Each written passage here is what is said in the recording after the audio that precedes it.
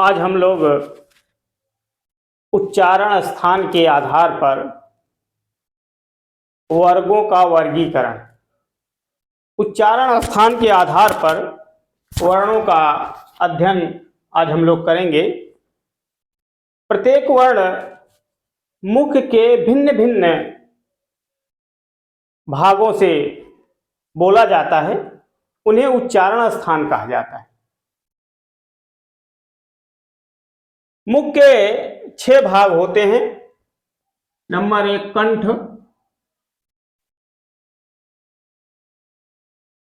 तालु, मूर्धा,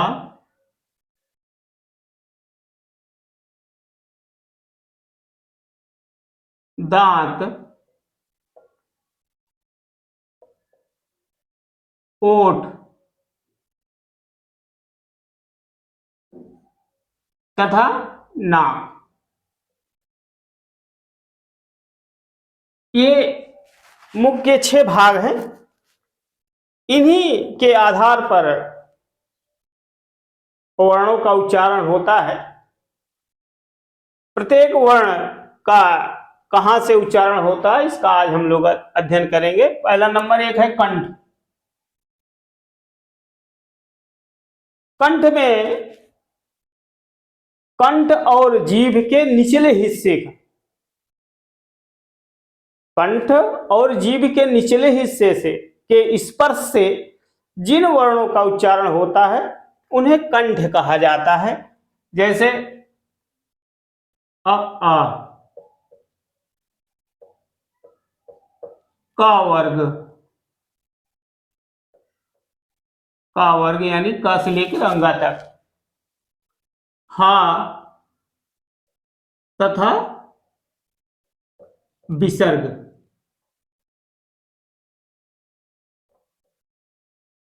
ये जो है कंठ के अंतर्गत आते हैं।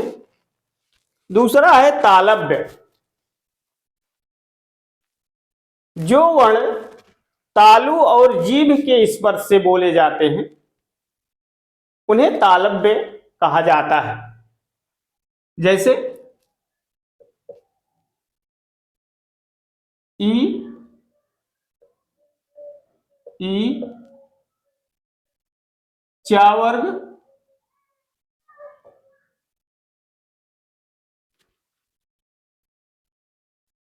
या और सा। ये जो है तालव्य के अंतर्गत आते हैं। मूर्धा, जिन वर्णों का उच्चारण मूर्धा और जीभ के स्पर्श से बोला जाता है उन्हें वो मूर्धन के अंतर्गत आते हैं। जैसे री, टा वर्ग,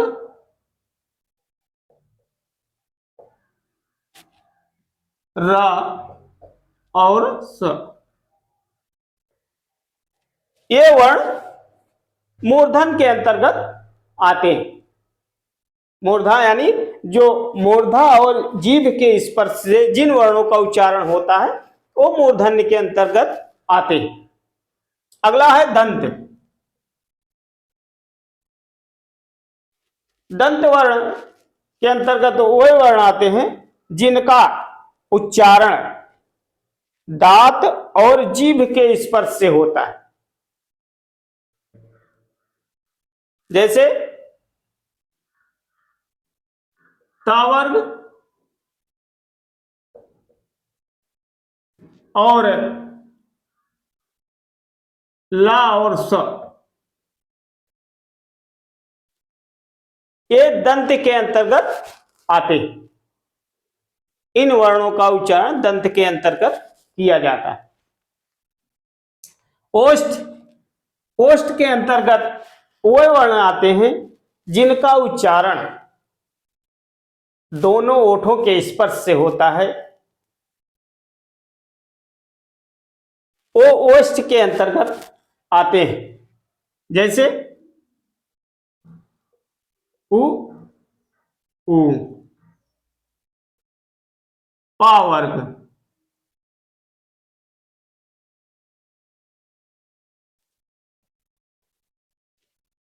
पा वर्ग। अगला है कंठ तालव्य।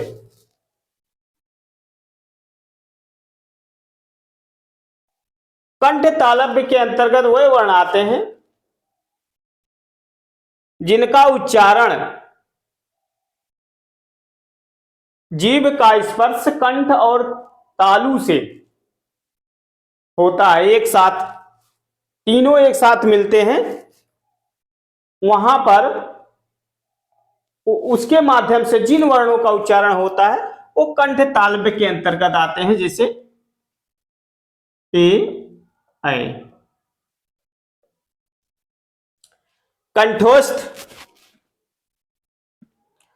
जहां पर कंठ और ओठ तथा जीभ के सहयोग से जिन वर्णों का उच्चारण होता है वो कंठोस्थ के अंतर्गत आते हैं, जैसे ओ, औ। ये कंठ्योष्ठ के अंतर्गत आते हैं। अगला है दंत्योष्ठ। दंत्योष्ठ, दंत्योष्ठ के अंतर्गत वे वर्ण आते हैं जिनका उच्चारण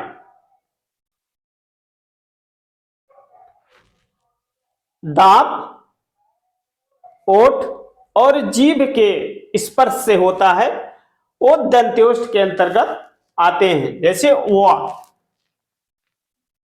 वा। यहां पर ध्यान देने की यह बात है कि इन सब में कहीं जीभ चिपकती नहीं, केवल हल्का सा स्पर्श करती है। इसमें एक कंट्राडिक्शन और आएगा, आपका कंफ्यूजन होगा कि जैसे या,